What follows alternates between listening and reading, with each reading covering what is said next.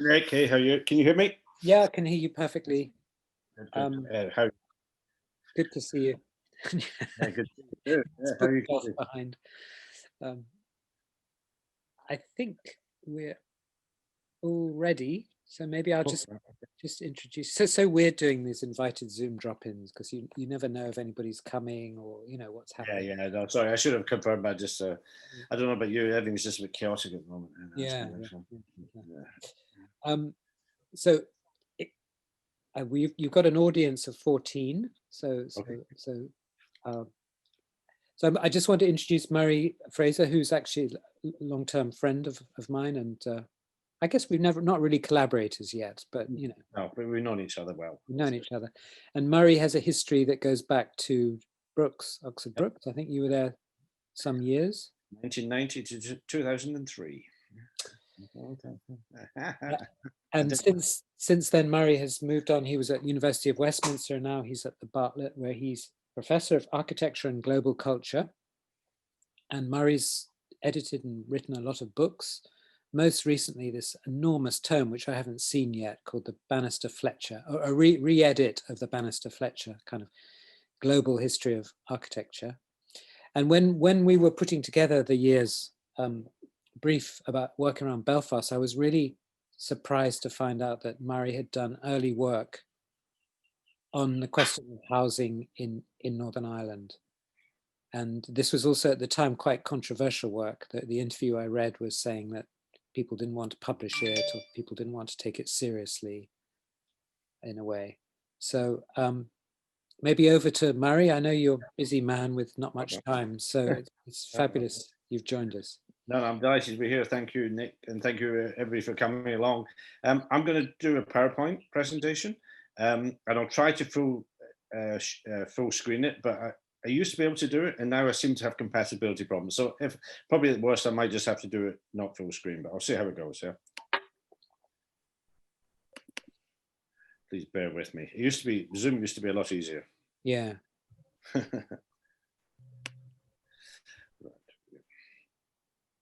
Let's look at slide.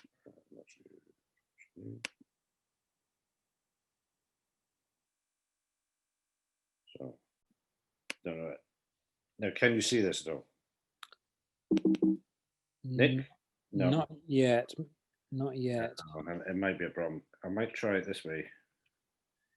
Can you see this? No.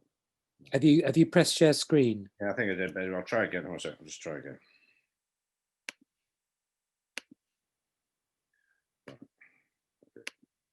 Yeah.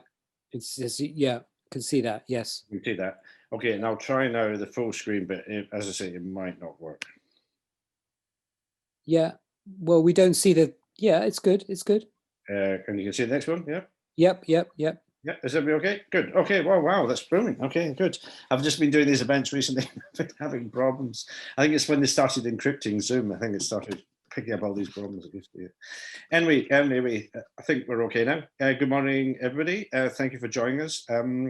Obviously, what Nick gave a background to this book, and really, I haven't actually really talked about this work for quite a long time.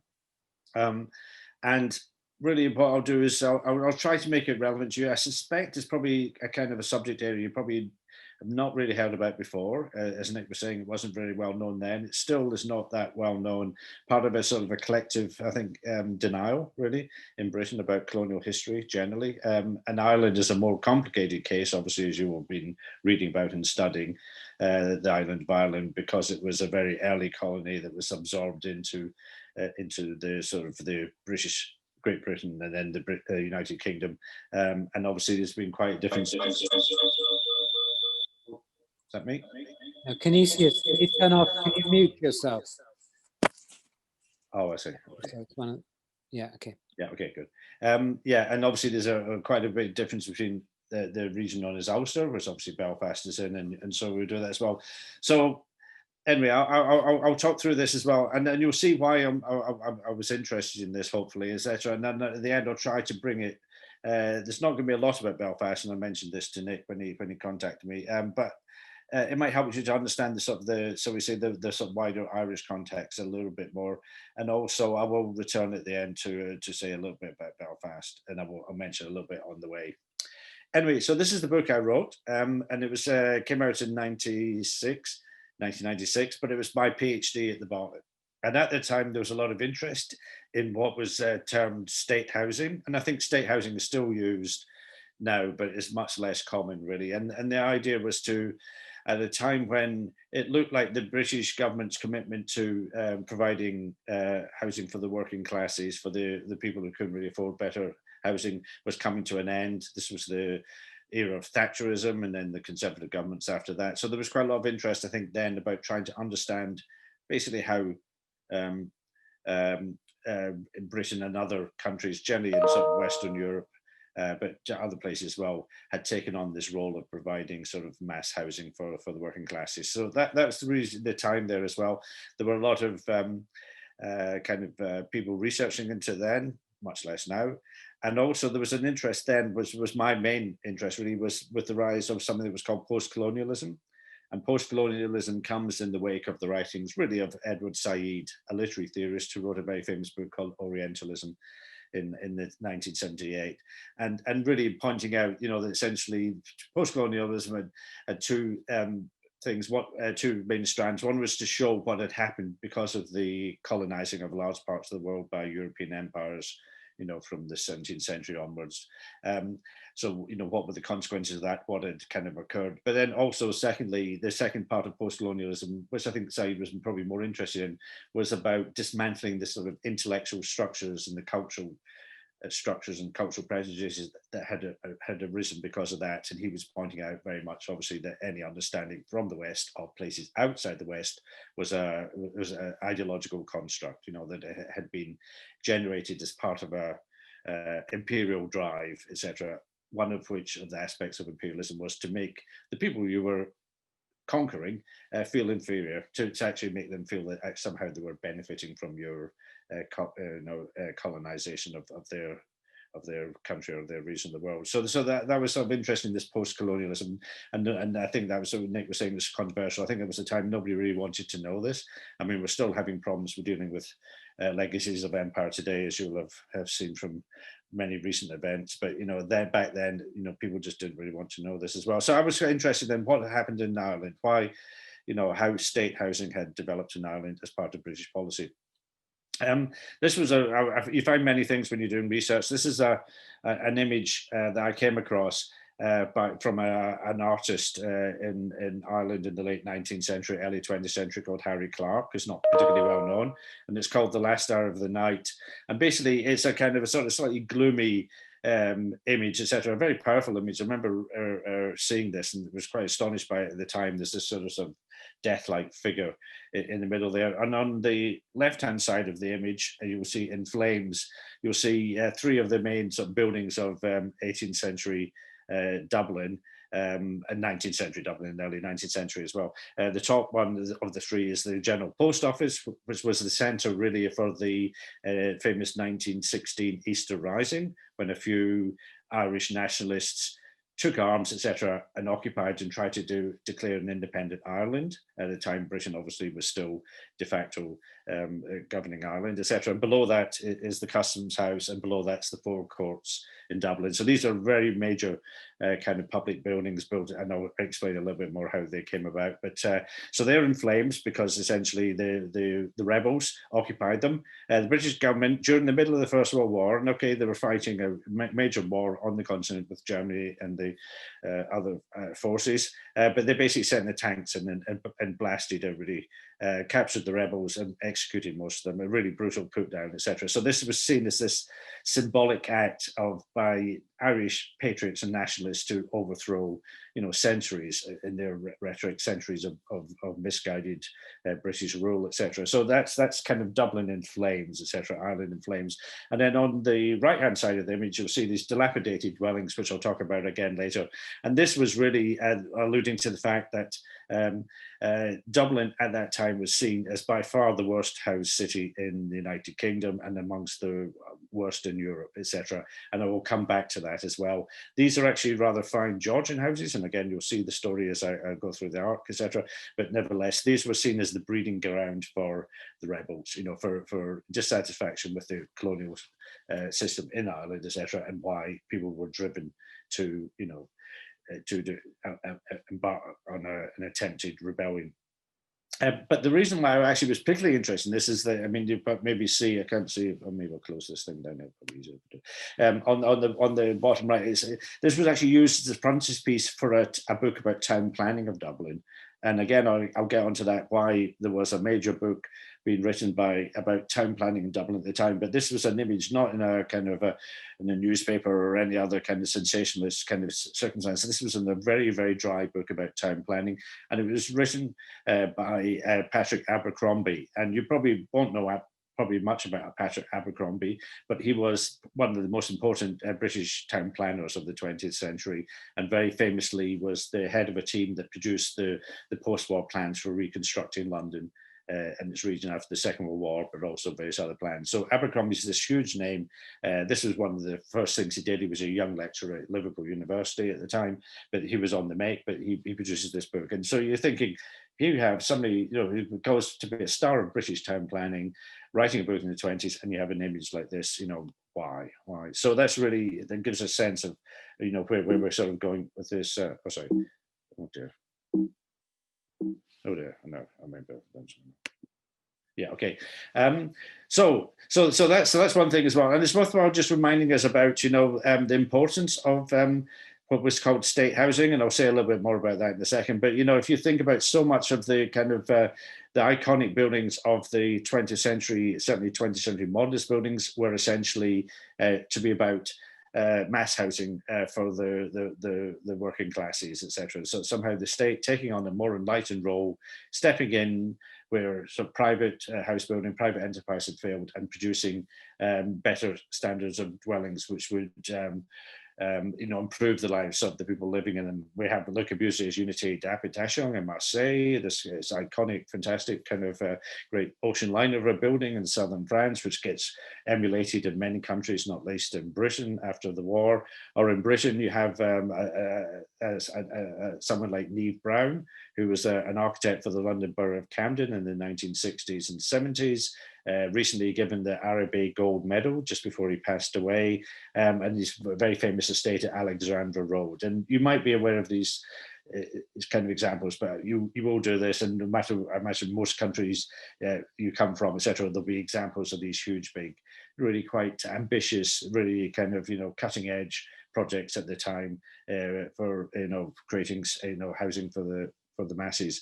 But this went on before then, so that in some ways the kind of great modernist post-war housing blocks were the sort of the icons, should we say, of state housing. But even before then, the London County Council in the 1920s. So this is essentially what is the body governing in London, built a huge estate at Roehampton. It built a very famous one after the Second World War with blocks inspired by Le Corbusier. But even before the Second World War, in the 1920s, it had built this big, what was seen as a sort of a garden city, garden suburb type cottage estate there. And these are just some, like this photograph, some models of the houses that they built on this vast estate at Roehampton. So there was this great attempt, at this time for the state to step in and provide state housing. Now, just to then go through what I understand by state housing, it strikes me it's got two key components. One is this idea of redistributive taxation from the national exchequer to subsidized dwellings for the working classes. And this is quite important because this is basically talking about redistribution of wealth.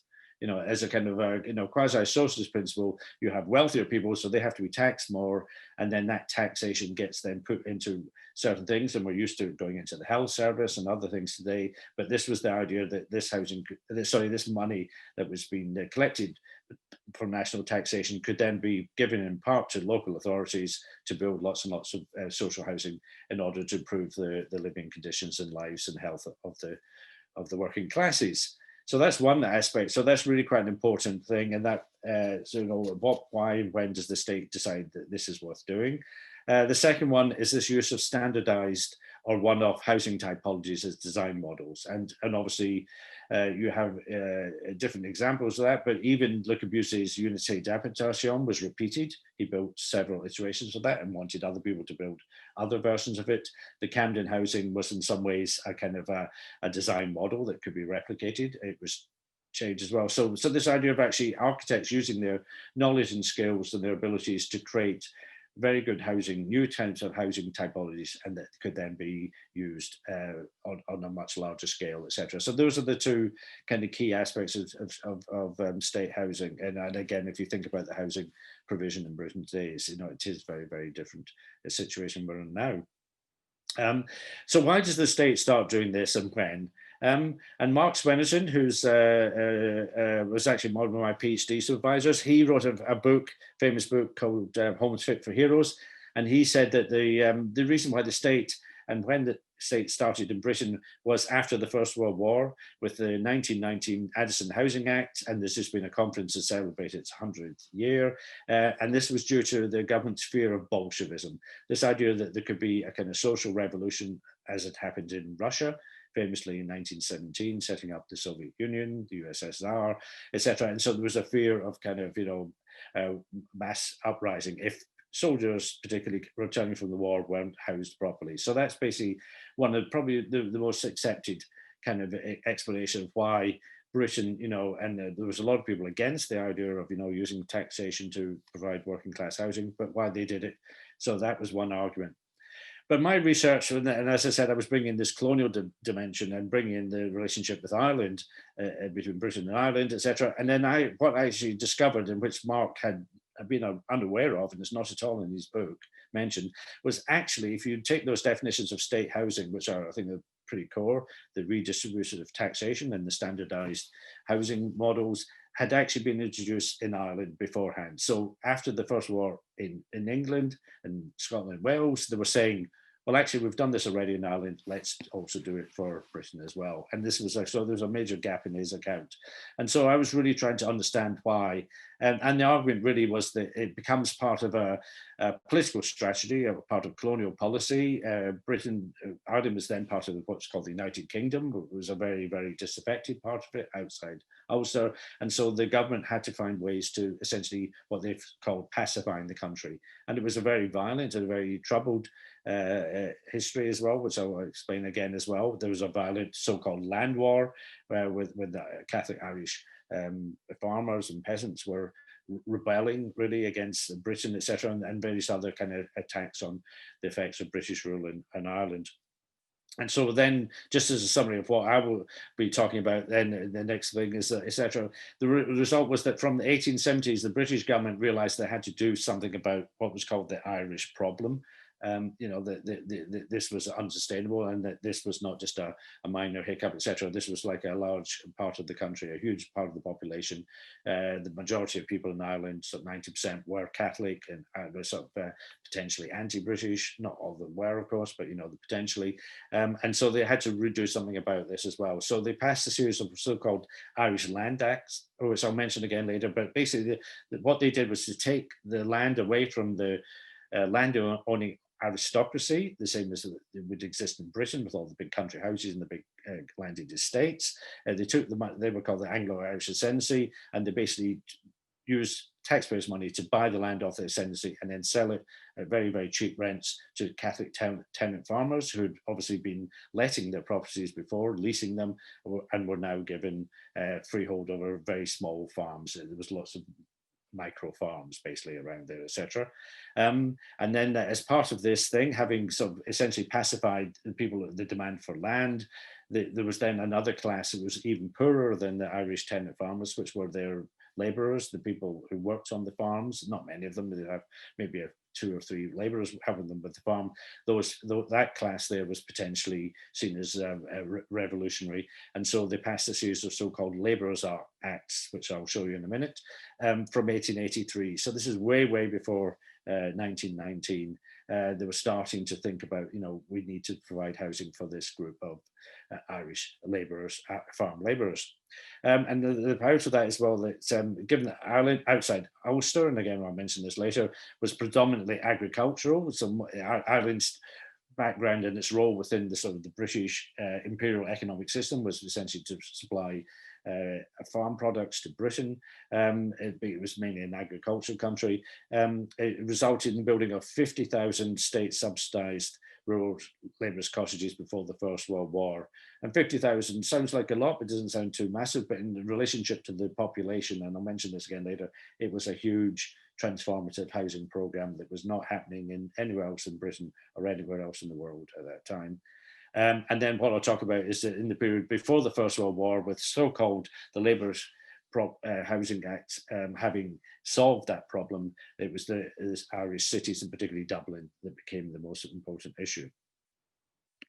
Okay, so that's the kind of the arc of what I'm going to talk about, and I'm sorry if I'm giving you too much detail here, but I was talking to Nick. I think it's just useful I just talk about the context of Ireland, and so you get a sense of where Belfast fits into this picture.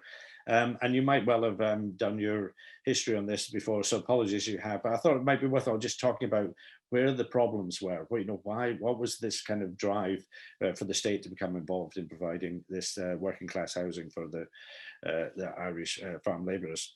Ireland had once been an independent country, and progressively, and I won't go into all the history, but you know there were initial kind of colonisation of Ireland from Britain, really, and then one or two so-called plantations, and plantations were essentially setting up like they did in America later. It was like colonies. A group of people would sail over, set up a farm, take over the land, and then set up a new settlement there. And the people who did it were very often Scottish people who were kind of, you know, going through economic hardships and what have you, would then sort of be encouraged to go over and set up what they call plantations. And this, again, without going into too much of the history, really begins to take off during the reign of Elizabeth the First in the sort of later 16th century, and then goes into the 17th century, etc. And so they encourage more and more people, largely from Scotland, to go over there and so-called set up plantations in Ireland. And it was a way, it was seen of taking a country like Ireland, which was traditionally Celtic, Catholic, very much different, it seemed very much different from the rest of Britain, was more allied to the kind of the Catholic countries in Europe, to France and Spain and what have you, rather than the northern European Protestant countries. And obviously under Henry VIII, Britain had been taken out of the Catholic fold and made into you know, a Protestant country with the Church of England, with the King as the head, etc. So there was always a sense that Ireland was a potential source of unrest. There were many rebellions. There were attempts also by foreign countries to ally with Ireland to take on Britain, etc. So Ireland was seen as potentially troublesome. And so under Elizabeth and then later kings and through to Oliver Cromwell, in that period in the mid 17th century, there were attempts essentially to occupy Ireland. And it really forms this kind of wedge. The main area of colonization of this occupation was in the north, in Ulster, etc., in the areas around sort of Belfast, which is why later on Ulster becomes slightly anomalous within Ireland and having a slight Protestant majority population in a country which is essentially largely Catholic. So these are the plantations, etc. And again, without going into too much of the detail, you probably know the geography moderate well by now. Just the figure is just what I was saying is that if you imagine that obviously traditionally Ireland was run by clans and chiefs and were run by, you know, Catholic Irish sort of landed families and their, you know, retainers, etc. By 1641, so this was after the first of the plantations, and under this is after Elizabeth I. You know, you're talking about into the 17th century. Somebody is estimated something like 80% of the land was still owned by, you know, Catholic landowners, the older, more traditional landowners. But because of the changes introduced by Oliver Cromwell fought a very bloody campaign and basically, you know, sort of ransacked the country and killed lots of people. And by that, it changed. And by 1665, so not much later, it was only 20% were in Catholic hands. And then by 1700, it was only 5%. So basically, that sort of taking over the land, as well as obviously having political and military control, that takes place during the 17th century. And then there was also a series of laws to sort of disempower and, you know, to entrench the new rulers of the Anglo-Irish ascendancy, people as the people in power. And so it just to let you know this, and this is, okay, this is now 400 years ago, but, it's still quite remarkable. They essentially passed a load of laws that basically said in a predominantly Catholic country, now being ruled by this small colonial elite, Catholics couldn't hold public office, they couldn't join the army, they couldn't have weapons, couldn't marry Protestants, they couldn't vote, they couldn't become MPs, they couldn't be lawyers, they couldn't be judges, and any land that was still held by Catholic landowners had to be split up between all the surviving sons on their death. So basically dissipating the power of Catholicism really in the country.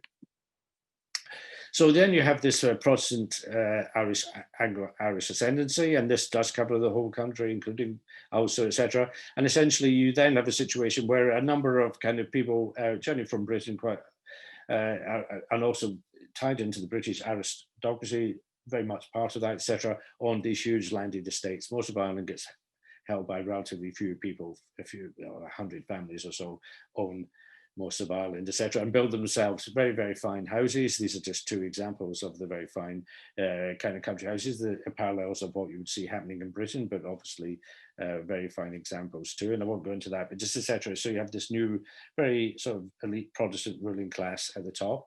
They also build a very fine Georgian capital in Dublin.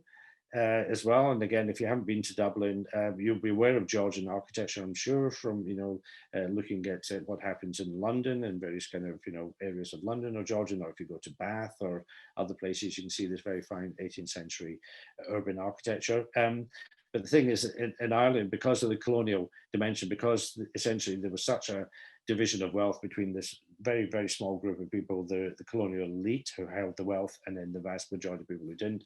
The Georgian architecture in Dublin is even finer and larger and more ostentatious than it is in Britain, etc. And so this is Merrion Square. If you ever go to Dublin, it has this quite incredible 18th century Georgian history. This is an image of Merrion Square. So the city was being laid out in its new district around these big fine squares with these very large Georgian houses, very close to the Parliament buildings and the other sort of institutions of power, which you can see at the top there, etc. So you have this kind of takeover also of a big city like Dublin becomes, run by this Protestant elite as well. Meanwhile, of course, that is the elite. So they've got their landed estates, they've got their very fine townhouses, etc. The Parliament in Dublin, which was then still semi-independent from that in Westminster. That gets changed later, but at that time, so they have this kind of colonial lifestyle, etc. Obviously, then the vast majority of people in Ireland were not in that class. They were essentially, Celtic, Irish Catholics, people who had traditionally been agriculturally employed, etc., in the families, etc. And so their job really, as I say, was to sort of work on these as tenants on these new landed estates, which went fairly well. The potato was introduced and became very, very fertile cash crop, etc. And obviously you could then supply the market in Britain and what have you, and make money that way, etc. But then in the 1840s, there was a series of what were called the potato blights. Basically, the potatoes got a disease in them. And it never recovered. And because it kept on happening, it basically caused a huge mass starvation, the sort of thing, which we're unfortunately more used to seeing in places like Africa today, etc., was what happened in Ireland in the mid 19th century, and there's, I won't go to the debates. So there's a lot of argument about who was responsible, etc. Was it the British government's fault, etc. Blah blah blah.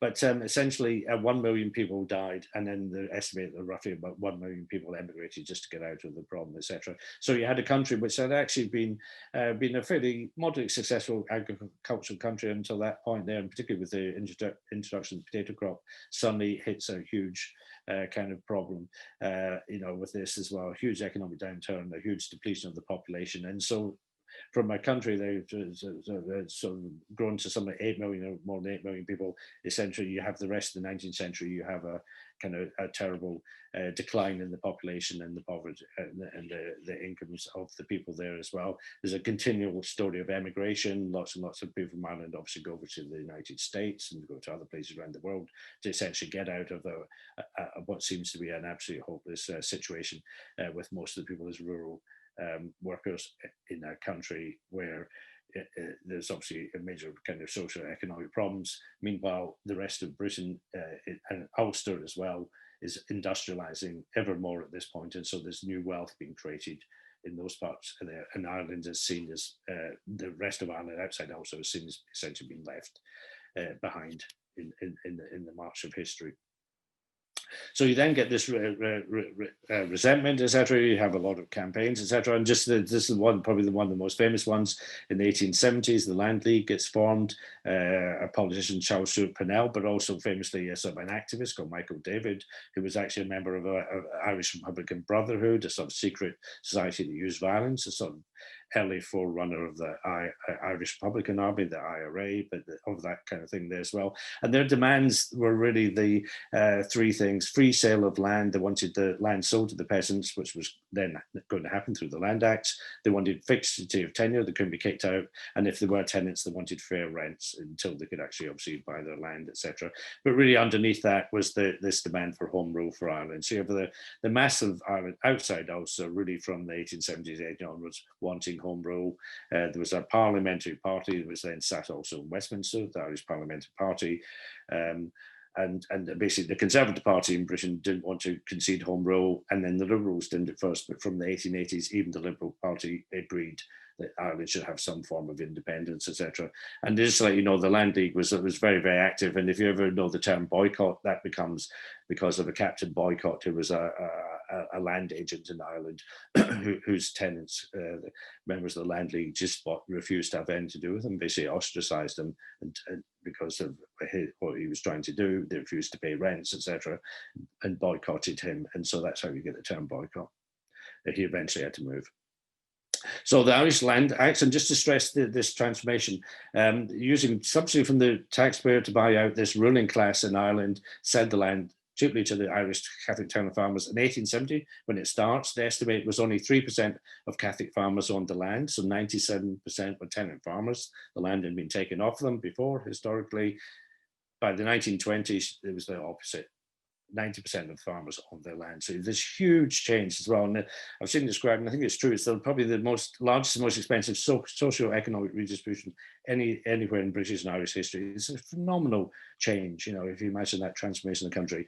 And then it was seen as a way of dealing with the Irish problem of making Ireland more loyal part of the empire. But of course it didn't, you know, we know very well that that wasn't really what the main goal was. The main goal was independence, which obviously was granted to Ireland outside Ulster in 1922. And home rule would have been introduced possibly in 1914, but the First World War broke out, etc. But also by 1914 and definitely by 1922, the dominant Protestant group in Belfast and Ulster region said, we don't want to be part of this. We still want to be part of Britain, United Kingdom, and then we will break from Ireland. And essentially, that's why you have the division in Ireland, which you'll have been dealing with, I'm sure, in your talks. And so I'll just show you some of the housing. This is the Irish Labourers Act housing, etc. They're very, very small, modest cottages. Generally, they're scattered all over Ireland, except for Ulster. There's very, very few in Ulster because Ulster was a relatively prosperous area and it was also a relatively industrialised area. So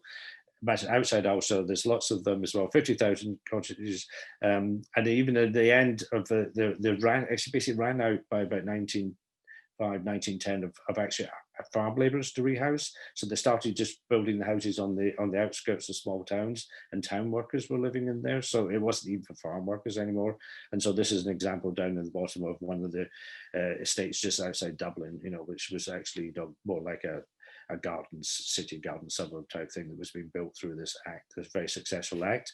As I mentioned, there was the actual housing design was modest, etc. But these were really the first ever state housing design models, and there was obviously specifications and standard plans and things like that. They're all the things that become very, very important later on for state housing were sort of developed in Ireland here, and just some of the types of drawings, etc. And so this was then being pushed through. So that's the story of the kind of the sort of the rural housing, etc. Then the issue there was, okay, that then could help, and then maybe the suburbs and small towns, etc. But what did you actually do about the problem of housing in cities. And obviously from the 19th century, and again, you'll be aware of this, there was a real concern about the housing standards and living standards of people who were in the in new industrial cities of Britain. Frederick Engels, the collaborator with Karl Marx, wrote a very famous set of essays in the 1870s called The Housing Question, which basically said that capitalism was incapable of actually housing the working classes under its economic model, etc. That that there was a real endemic problem that of bad quality housing really that could not be resolved, etc. So that was generally the issue. There was a real worry about housing in places like Manchester, where Engels was writing about, and other places, etc. But there was a slightly very different situation in Ireland, which is worthwhile again ties into your research, I guess, the deeper history of your research, was that because Belfast was relatively well off within the Irish context, etc., it was seen and always held up, particularly by the Unionists, by the Protestants in Belfast, as being the one successful city. Obviously there was quite a large number of Catholics living there as well, but they were not as politically or economically strong, etc. So the rhetoric about Belfast was this really well-housed city, and so if you will see there even today, it has rows and rows of these 19th century red brick terrace houses, very similar to the houses built in northern British and northern English industrial towns, what might be called Coronation Street houses. That there's kind of loads of those as well. And generally the building of the Belfast, it was run generally by what we call the Orange, the Protestant Unionists, etc., and the various parties, but not exclusive for them. But there was this idea that Belfast was this well-run, wealthier, well-managed city which had proper housing for its working classes. And then one thing I found out was in my book is that even by 1904, at a time, as you will see, very different in Dublin, in 1904, so just about 100 years ago, etc., it was estimated that there was enough wealth there and there was enough good, skilled commercial speculative house builders, like small contractors who were building a few houses to make money out of them and sell them and all this, kind of rent them, etc. There was something like 9,000 vacant dwellings, right? So imagine this is a city that prided itself on being so well housed that it actually even had spare dwellings, that could then be offered to people who might be moving to the city as the population grew, as its big industries grew, the shipbuilding yards and all the big industries grow. There was enough housing really to deal with that. This was, of course, it was never that straightforward. There's always a level of rhetoric. There were religious and ethnic tensions even back then. There was gerrymandering. There was a way of, constructing political power through housing, etc. But nevertheless, the rhetoric was Belfast was fine. We're doing well. We don't need the state. We don't need these kind of strange devices to do this. We can hand ourselves fine. Dublin was entirely the opposite, so almost like a sort of a mirror opposite, etc. And of course, the Unionists in Belfast always like to point to Dublin and say, well, there's a nationalist city, kind of a Catholic city, and look at its kind of absolutely, down on its knees, etc. That's what that's what you get, if you don't have a good, strong Protestant pro-business government, etc. It is much more complicated than that, and I won't go into all the details exactly why Dublin had all these problems. But nevertheless, you got to realise that Dublin was a very poorly housed city, and there was a major housing inquiry in 1913-14, and they found that over like 23,000 families lived in absolute squalor. And we're not just talking about slightly bad housing, we're talking absolute squalor. There were terraced houses, and okay, these were some of the old 18th century fine Georgian houses, but within a house, you have a single family living in every single room of a Georgian house going up there, and then the highest number they recorded was about 100 people living in one house. 100 people living in a standard Georgian terrace house. Have a think about that, etc. Tuberculosis was rife. It was by far the highest incidence of tuberculosis. It was called the White Plague. Tuberculosis at the time was the biggest killer of people. This terrible disease that was pretty untreatable then. And then Dublin was rated as among the worst cities in Europe and even the Middle East. They would always compare it to some squalor in Istanbul or something like that. They were always reaching to explain how bad the housing in Dublin had become, because essentially the city had been drained of wealth. and power, etc. So that was the Georgian houses, but then lots of people, and this would be the 23,000, were basically living in, what would we call slums now, favelas, dwellings that had been built in the back gardens, the little alleyways, etc., little hovels where people were sort of living in, and this was very, very common. This wasn't just part of Dublin, this was pretty much all of central Dublin. So there's this kind of problem. There's a lot of agitation, and it's interesting as well. I mean, Jenny, for you to understand, etc. Obviously, now we seem less interested in the links between architecture and town planning, etc. And this idea of having a sort of cohesive strategy for developing cities. But back then, the sort of one of the dreams really of architects who were then becoming also town planners was that there was a symbiosis between the kind of the design of buildings, particularly housing, and the form of cities, and you could lay out models for better cities. We have the garden city movement, obviously is a famous thing, the new garden cities, the garden suburbs.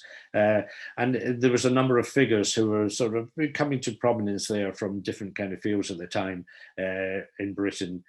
Ebenezer Howard, obviously the most famous one possibly because of his promotion of the garden city model, but you also had somebody like Patrick Geddes, and Patrick Geddes was a geographer who invented the idea of regional planning, of a kind of big network planning, so in regional geography, so you couldn't just deal with the city, you had to deal with its whole region and its relationship with other places, etc. And then you had the housing architects, and Raymond Unwin was probably the most famous of the kind of garden city, garden suburb housing architects. And the point to make is that, apart from Howard, who was slightly involved, but Geddes and Unwin were both very, very involved in Dublin housing issues and Dublin town planning issues in that period just before the First World War, when Dublin was seeing it being at its absolute lowest and weakest, etc., where there was all this tension. The labor unions were rebelling, etc. It really felt like the city could go up in flames, etc. So they were trying to sort of bring sort of ideas about town planning and housing from Britain to deal with Ireland, etc. And so one of the results of that was in 1914, just before the First World War, that gets disrupted by the First World War, there was a major town plan competition held for Dublin, in a way that you would not have any other. There was no other city in Britain that had all these leading kind of experts and thinkers pressing for an urgent major replanning of a city, etc. So it's really quite unthinkable, etc. It was a big competition. Quite a few people, famous architects, went in for it, etc.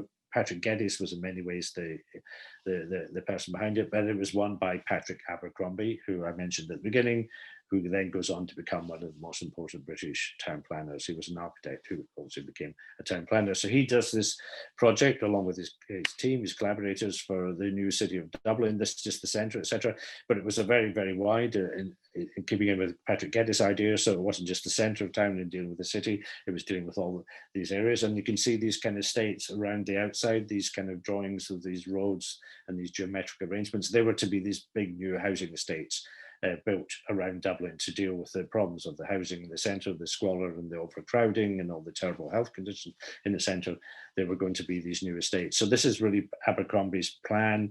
There was going to be new roads cut. There was going to be a civic improvement, going to sort of both enhance the existing buildings, but obviously add new buildings in, etc. So this was a major kind of document, etc. It took a few years to actually to judge the competition, etc. This is some of the drawings, the schemes that Abercrombie and his team produced, etc. I won't go into those details, etc. But you have that, etc. But I thought I'd also just mention this because I said that Raymond Unwin was always involved as well. And again, Raymond Unwin's one of these figures is not so well known now, but really about 100 years ago, he was the best known British housing architect and town planner. He was the person who really sort of developed the ideas of Ebenezer Howard and gave them sort of architectural form. And then he becomes the main person behind that 1919 Housing Act, the Addison Housing Act in Britain. He becomes the leading sort of housing proponent in Britain, etc. You might know of this. You might have come across Hampstead Garden Suburb, which was a very famous sort of social housing experiment, really philanthropic housing experiment up in Hampstead, etc. Very famous estate. Unwin was the main designer for that, etc. The main architect and town planner for that, etc. But this is his drawing for how one of these new suburbs in Dublin, northern Dublin, could be, etc. So this was 1914. He was also then effectively taking the sort of the Hampstead Garden suburb model from London, seen as a way of dealing with the problems in British cities, and then transplanting it to to Dublin. Unwin's scheme wasn't taken up in the end, but he was just giving he was trying to argue for this this new model of housing to be part of Irish state housing, and this was the one that was produced by the Corporation of Housing for that marina, for this area in sort of north east Dublin suburbs in the 1919. These are the sort of drawings, and just to show you that it says it was quite interesting. By this point, this is when a lot of the English and British architects were getting involved, and this was introducing a kind of essentially a garden city model on top of what had been the Irish state housing model before of the Labourers Act. So you get this fusion, etc., and basically trying to make Ireland one of the main centres for the building of social housing. It got built slightly differently. This is an aerial view of the marina development, probably in about the 1930s, I would have thought, or 40s. Anyway, this is after once it's built. Gets built in the 20s into the early 30s. But anyway, so there's this huge, big kind of expansion of Dublin there at the time. So these are the kind of houses that were built. You know, again, you get a sense of this idea of the standard types, etc. I mean, I won't go into the detail of the layouts and the houses, etc., but just give you an idea that this was really kind of what was being developed in Dublin. And so you have this kind of idea. So Dublin takes on this housing ideology by the First World War, and then into the 1920s, and then onwards. The major modernist architects in Europe also get involved in state housing, and so you have lots of other models developing in the Netherlands and Germany and other countries, Austria, you know, lots of France, lots of places where sort of kept bringing their own models. Britain was generally sort of still very much in the idea of the garden city, sort of the low density suburban layout during the interwar period, but also with some blocks, flat blocks in towns, etc. Dublin City Council was sort of, you know, after the independence in 1922, it starts its own housing kind of program. It's more interested in high density flats in Dublin. So you can see these kind of flats being built here. This is very much looking at kind of models that were being developed in the Netherlands. So they went over to see what was happening in Europe, etc. So you have this tradition of state housing, but the state now accepting it has some sort of role in providing the working class housing because the marketplace wasn't doing it satisfactory enough. You have a lot of people against that. So it becomes an ideological battle. But just to say, Dublin then builds these estates. Later on, you get the kind of more peripheral Dublin estates. You get the kind of sort of high-rise blocks, etc. And so it's until, you know, the collapse really of the kind of the main state housing program really in the 70s and 80s, you have this kind of period when these forms of buildings were being erected, etc. But really, just to sort of bring this to, I guess, sort of more of an end of this, really, because I know I've obviously been talking largely about areas outside Ulster, etc. Ulster, as I mentioned, places at Belfast were basically saying we don't need any of this. You know, we're well off. We're not these kind of useless kind of Catholic municipalities. You know, or we're not this kind of poor towns. We can build proper housing, etc. But obviously, Belfast starts to hit a number of social problems, particularly after the Second World War. And I guess, and obviously, you'll be looking at them now, and economic and political problems. You then start to have, you know, increasing violence between the communities. You have the so-called Troubles from the 70s, etc. But even before then, there was a kind of kind of a change in the kind of the feel of Belfast and Ulster. And Ulster and Belfast, like other cities in Northern England, felt had to do rehousing, etc. Introduce the things like a few high-rise estates, etc. The new kind of housing estates. The top one you probably have noticed sort of reclad, but it's this kind of famous tower, the Divis Tower, as part of the Divis Flats estate. It's one of the most famous of the Catholic estates along the Falls Road, seen as a classic IRA breeding ground.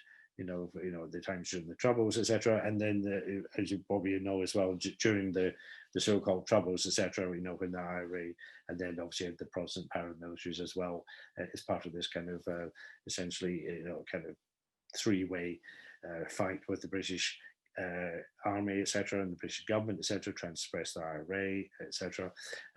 You have the point when you have the British Army would take a block like this and then build a observation point on top of the roof, etc. So you have this kind of militarization, also of this attempt to somehow deal with the social problems of working class housing at this point. In other places, and this is another example, as you probably know, other parts of Belfast, there's much less. Obviously, there was less of the religious interethnic kind of problems as well. So as a place in South Belfast, nevertheless, you still get this residue of um, uh, kind of high-rise blocks in these 60s plannings, etc., in this kind of period. And I know there's a debate, so there's quite a lot of a campaign to demolish a lot of the high-rise buildings that like there are also now in British towns as well. So, but essentially you have this situation of a city that's sort of prided itself of being very homogenous and being very much in control of things to having a much more divisive, fractured kind of urban typology, much more debate about, you know, how housing should be provided, you know, who should be providing it, what the role of the state was, etc. And then it's been what's been quite interesting, the relationship really between sort of what would be Ulster, you know, still Northern Ireland, still part of the UK, etc., and the rest of Ireland, the Republic of Ireland, etc., is this kind of fluctuating kind of perception of, you know, which part of the country is more economically and socially and culturally successful at a particular time, etc. And so there's a lot of kind of, a lot less certainty, I guess, about, you know, exactly how housing and how development and urbanism should take place in Belfast now, because of all these kind of factors, plus also this rather fractious net relationship now between Northern Ireland and Westminster and the rest of Britain. Okay, so I think that is pretty much it. That's hopefully. Yeah. So I mean, I realise it's probably not very much what you're looking at, but maybe there's something in that you start to see kind of, you know, the sort of the relationship to maybe some of the issues that you're looking at in your project. Thank you, Murray. That was really, really interesting and helpful, I think. I don't know if you've got time, maybe some of the students have. Oh yeah, no, sure. Absolutely. I've got a couple really. Is how, I mean, you talk about Dublin going through all these competitions and town planning things. What happened with Belfast? Did it not go through that phase, or? No, I don't think there was a. Imagine if you were a sort of proud, business-minded, you know, sort of well-to-do person in Belfast, the elite of the government, generally the Protestant. It was basically set up so that the Protestants were something like, if I remember, 2/3, 1/3. It was that kind of relationship. So the majority were Protestant, etc., but it wasn't by a huge amount, etc. So there was a lot of kind of obviously so we say political kind of rivalry and ideology and sort of kind of promotion of kind of different values, etc. So Belfast, if I was to say, the old things I read was that they basically say that, well, we don't need the state to come in, we don't need to subsidize people, you know, our economy works fine, we have perfect housing, everybody's kind of well housing, etc. And then town planning was seen as basically as an expensive waste of money. You know, that essentially, if you've got a town that's sort of working well economically and you've got all this new industry and it was relatively well-to-do town, you know, then etc., you've got the housing, etc., why would you want to introduce this kind of new factor? You know, you'd be squandering money on non-essentials. There's quite a strong Presbyterian Protestant culture, as you know, the kind of stuff there, and come from Scotland. These things are seen as kind of wasteful. You know, people should be, should be self-reliant. You shouldn't have the government doing this as well. But you know, but these were fripperies you just didn't need. There's a certain toughness about Belfast, I think, if you go there, which I relate to. I should have said also I come from Glasgow as well, so there's a lot of crossover, you know, between them. I mean, in some ways, certainly in terms of the interethnic, interreligious kind of problems, Belfast is, you know, by far worse, but in Glasgow there was still the same feeling, there's still the same tensions really as well, and it bred a certain kind of somebody's seen this sort of dourness or kind of, sort of anti finery, etc. There was this belief, you know, that life was just, you know, pretty tough, you know, and you just go on with it, you know, and there was a certain renunciation, shall we say, of anything that smacked of kind of ostentation or you know, and I think town planning was seen as that. It was seen as this sort of expensive remedy that you had to bring in when things had gone wrong, really, as well. We've got this afternoon Mark Hackett. I don't know. He's a Belfast-based architect, but he's also an activist, and he was part of the Alternative Belfast Forum. You know, and they've been documenting a lot of, you know, what you've been talking about. But they've also been focusing on this huge motorway infrastructure Yeah, yeah. built in the Grey Donut, which was built. I guess it's another form of John Bull in a way of Yeah. separating. Yeah, well, that's interesting as well, because the city probably has been messed around by the motorway most, I would think, in Britain is Glasgow. I mean, everybody says Birmingham, and Birmingham you can see it, the bull ring and all that stuff. But if you go to Glasgow, the elevated motorway system around Glasgow is absolutely brutal. Basically, it's essentially what they wanted to do with London, with the London box. You know, this idea that London could be kind of supplied by this high level. The Westway is the only bit that really gets built. You know, but imagine all that kind of stuff. In Glasgow, they did it as well. You know, and it was this kind of. It was partly also, I believe, you know, they would be left behind. I think, you know, if they didn't, you know, American-based, car-based urban planning at that time, the 50s, 60s, 70s was seen as the way forward, and they went for it in a way that I think other cities didn't really as well, and I think Belfast probably too as well. But yeah, but it'd be interesting what Mark says, because I mean, my reading really was, I mean, there obviously it hides a lot of kind of real problems. You know, if you basically say, you know, we're a well town, we're the one city, and I'm slightly exaggerating here because there's obviously other smaller towns and cities in Ulster, but essentially this was the rhetoric I was reading from the, you know, the certainly the Protestant, the Unionists in Belfast, is, you know, we're the one case that's successful in Ireland. The rest of the places, you know, basket case, basically. You know, well, so why would we need this? We're fine. We're just going to let things going, etc. Obviously, there was suppression of the minority. There was gerrymandering. Everybody knows what gerrymandering is. It's when basically when you develop things to create political entrenched systems. You know, you have a parliamentary election. You have a area which, you know, is the voting area for things that, and you build enough housing in that, put enough people in it to ensure that it stays Protestant, or, you know, and then there's argued that the Catholics tried to do the same as well. But, you know, so you have this kind of, you know, there's a lot of kind of underlying tensions, and I'm sure Mark will know much more about those than those. But certainly the headline story was that Belfast just didn't need it. You know, they were fine. They were proud, and never, you know, the rhetoric, never surrender. You know, there was this defiance. You know, that nobody's going to come and tell us what to do. We're fine. We're independent. You know, we'll be okay. And I think that then changes, as you say, in the post-war era. I think with this introduction of motorway-based planning, the new sort of the larger scale modernist housing estates, the high-rise towers, etc. I mean, Divis is now gone, isn't it? The flats are gone, apart from the tower and one or two bits. But you imagine how tough they must have been, you know, when they were there. Must have been. You know, I mean, So I'm going to open this up. So if any of you students or Duke, who's teachers with me, any questions? Mari's happy to answer them. I do have a question. So you're discussing about the Belfast having kind of a motorway urban planning, car-based urban planning, because they thought it was a future of the USA. I'm sorry, future kind of following the USA.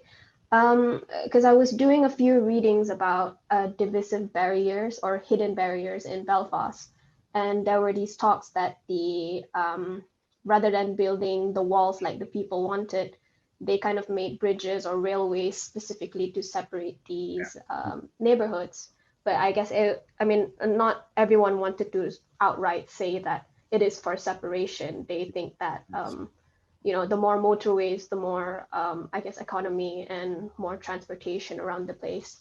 But would you say that that is kind of their mindset? Besides trying to improve their economy, part of them are like, I think it's best that we build a motorway to separate these neighborhoods. Oh, absolutely. I think you're absolutely right. I mean, I think it's right. And again, that's where presumably your more detailed studies. I mean, I've never really looked in Belfast in that close a detail, and Mark will have done. You ask him as well. But I think you're absolutely right. I think there was always an intention behind all their actions, etc. So at one level, there's this rhetoric, you know, everything's fine, we're doing like this, but behind that, the whole thing was very carefully constructed.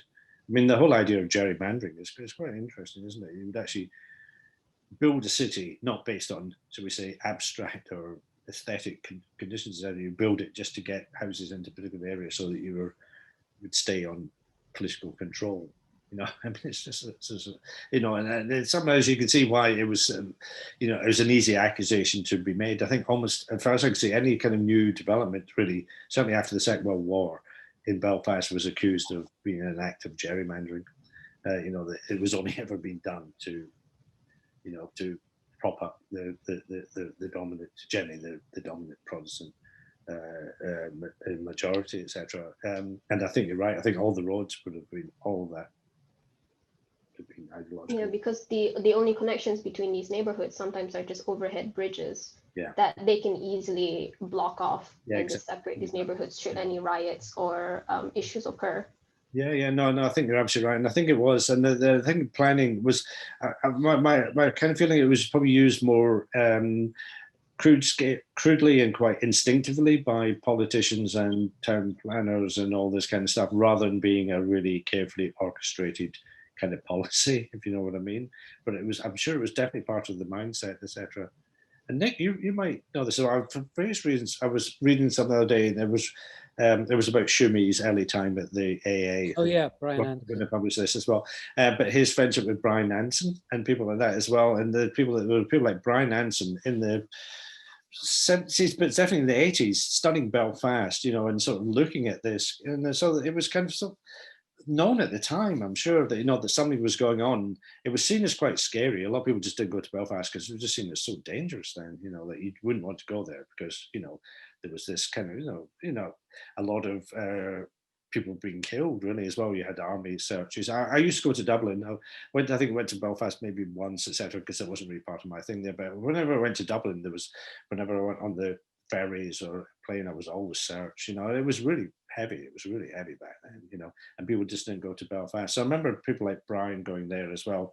And I think later Calais, Villeneuve, and various people went there as well, didn't they? So it's quite interesting. But it was seen as almost a no-go area, I think, for quite a long time. A lot of people in Britain just would not go there. They were scared. But I think they somehow knew that this was happening. I think you're right. I think they kind of known, but nobody really got that involved with it.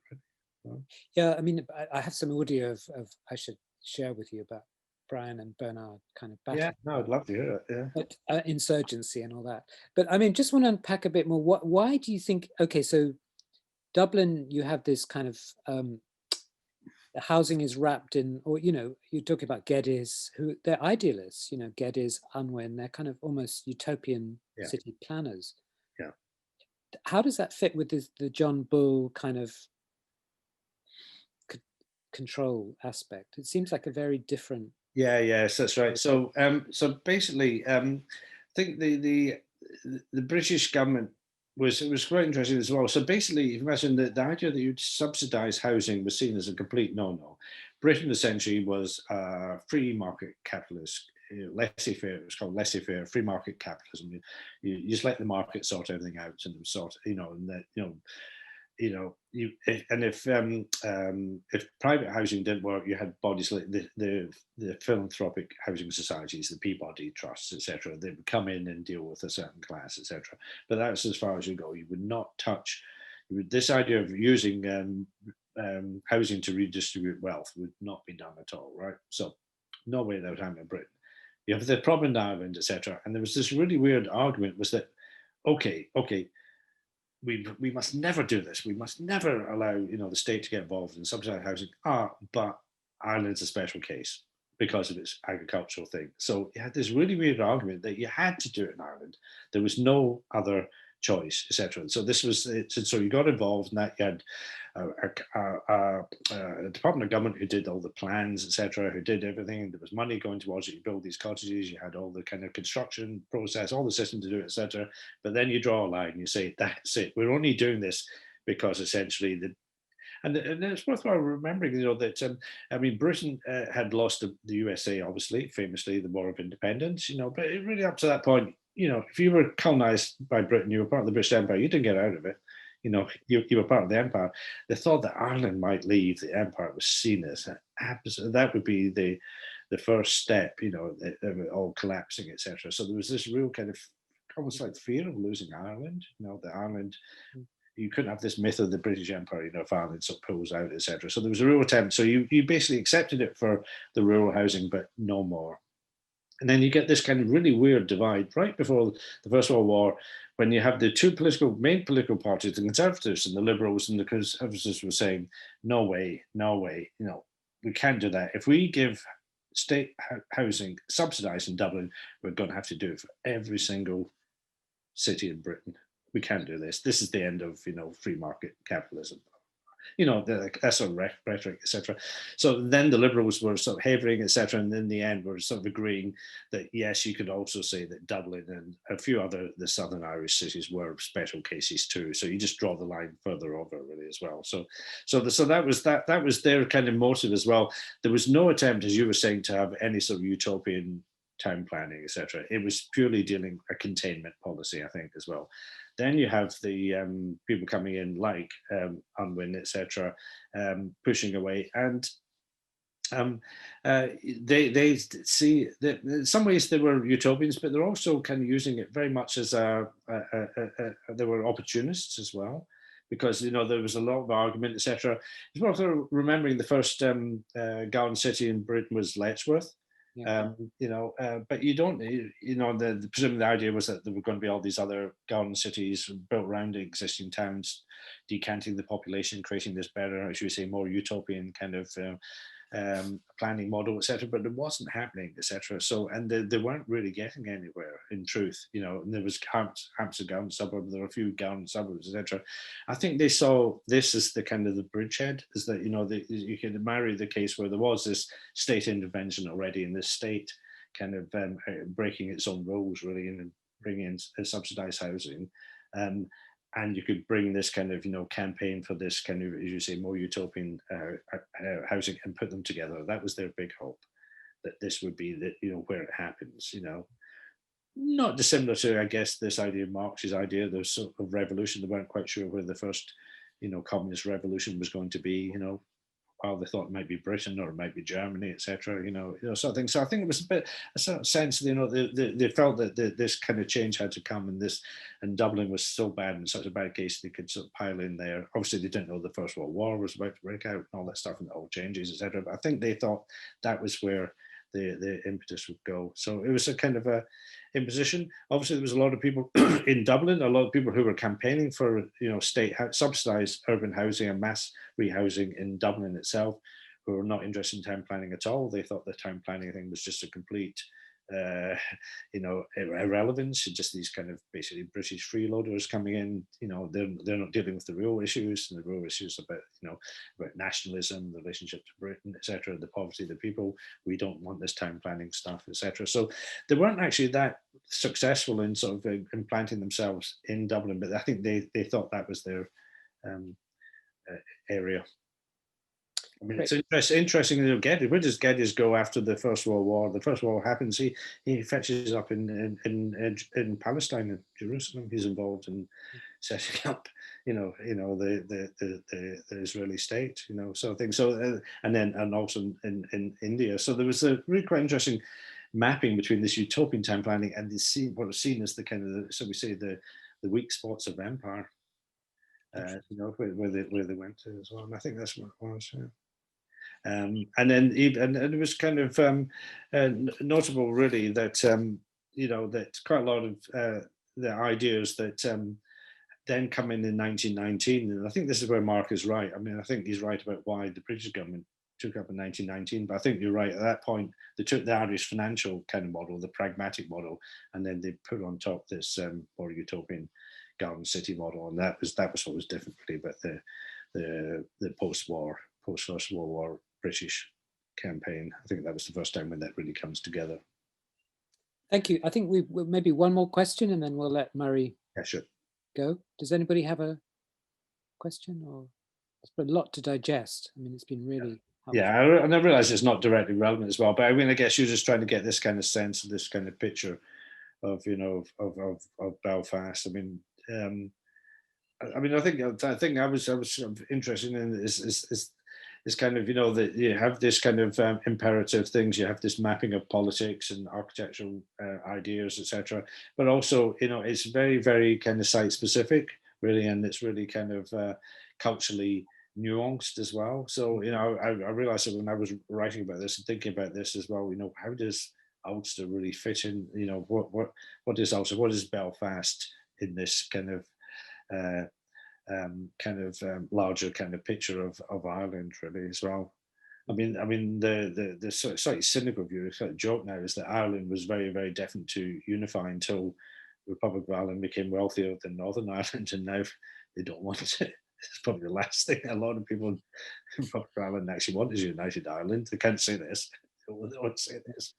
But so this is kind of really weird. I've been watching these, since I was researching the 1980s. These kind of views have really seesawed quite dramatically, haven't they? Really, as well.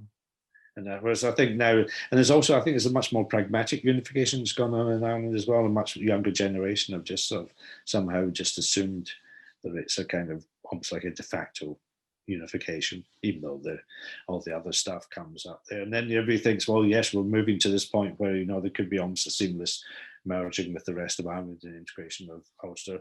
And then you get something like Brexit, which basically throws you right back into the mud, doesn't it? Because this is going to reopen all the things. And I guess that might be one of the things that you're looking at in your project, which the Irish problem is back again, isn't it? Yeah, a lot of these tensions and a lot of these kind of problems are now going to resurface really in Belfast. Just a time when you were hoping it could move maybe to a more integrated, more harmonious future. So. Thank you, Murray. Not necessarily the happiest note to finish on, but. But thank you very much. I think that's been really, really helpful to everybody. Yeah. And I'm sure we'll be discussing it for the rest of the day. Yeah. Okay. All right. Okay. Well, nice to see you all. Good luck with your projects. Good luck. Thank you. All right. Bye. Thank you. I'm just going to